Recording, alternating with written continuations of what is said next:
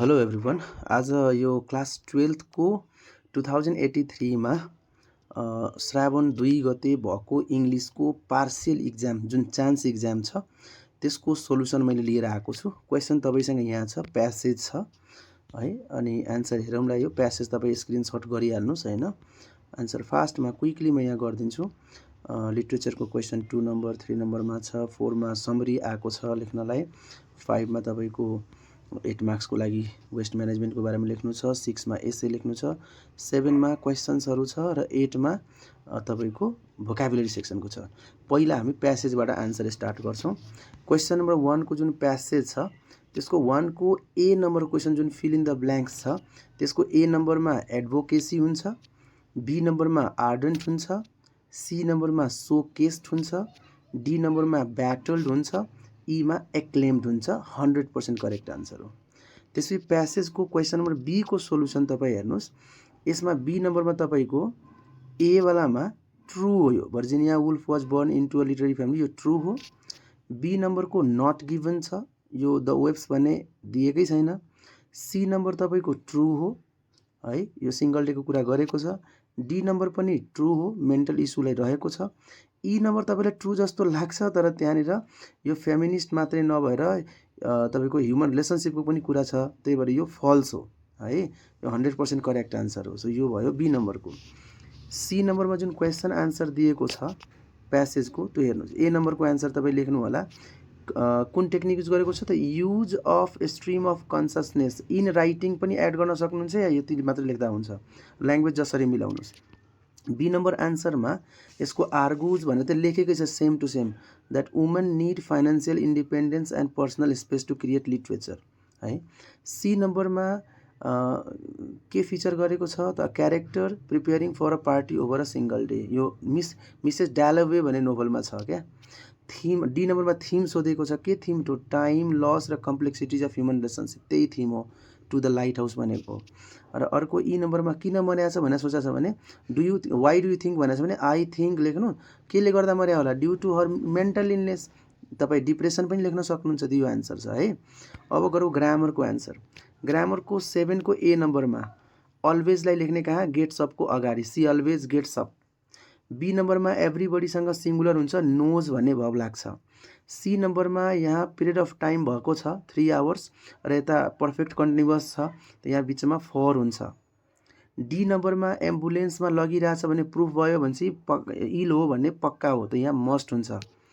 ई नम्बरमा आफ्टरसँग had plus भित्री छ भने अर्को सिम्पल पास्ट V2 हुन्छ, त यहाँ गोको V2 वेन्ट हुन्छ है।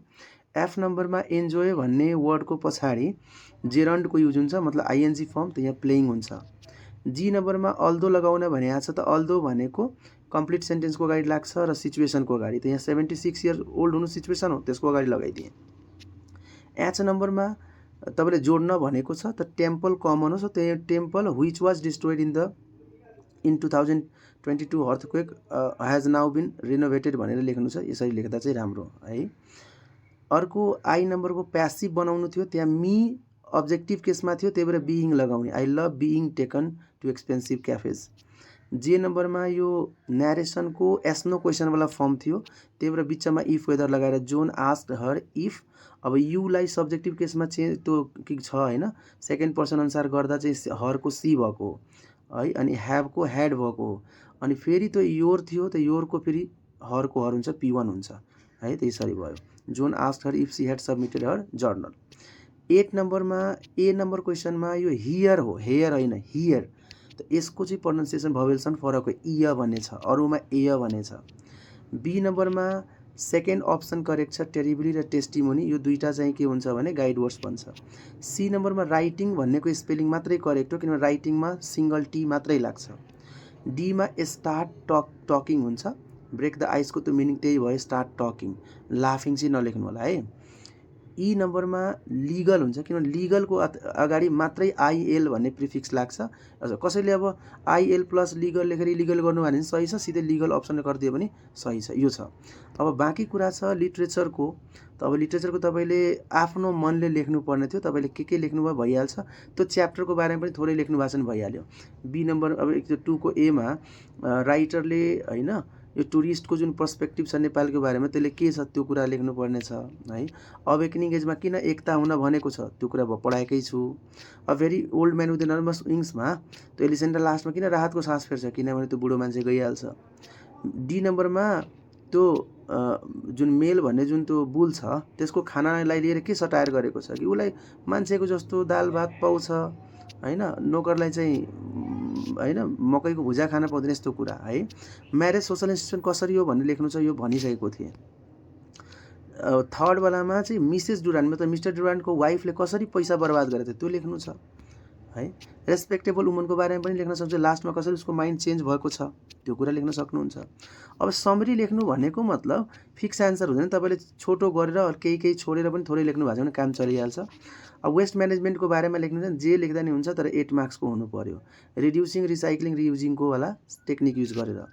अर्को एसे लेख्नु छ योगा एन्ड फिजिकल एक्सर्साइजको बारेमा। त्यो अब योगाले कसरी हेल्प गर्छ हेल्दी हुनलाई, एक्सर्साइजले कसरी हेल्प गर्छ हेल्दी हुनलाई त्यो लेख्नु छ, त्यो लेख्नु होला यसरी। तर यो जुन 30 मार्क्सको मैले ठ्याक्कै एन्सर दिएको छु त्यसमा मिलाउनु कति मार्क्स आउँछ है त। So thank you very much. भिडियोलाई सेयर गरिदिनु होला र यदि तपाईँ इङ्ग्लिस ल्याङ्ग्वेज अब सिक्न चाहनुहुन्छ, इङ्ग्लिस इम्प्रुभ गर्न चाहनुहुन्छ भने यहाँ स्क्रिनमा दिएको व्हाट्सएपमा मेसेज गरेर तपाईँ जोइन गर्न सक्नुहुन्छ।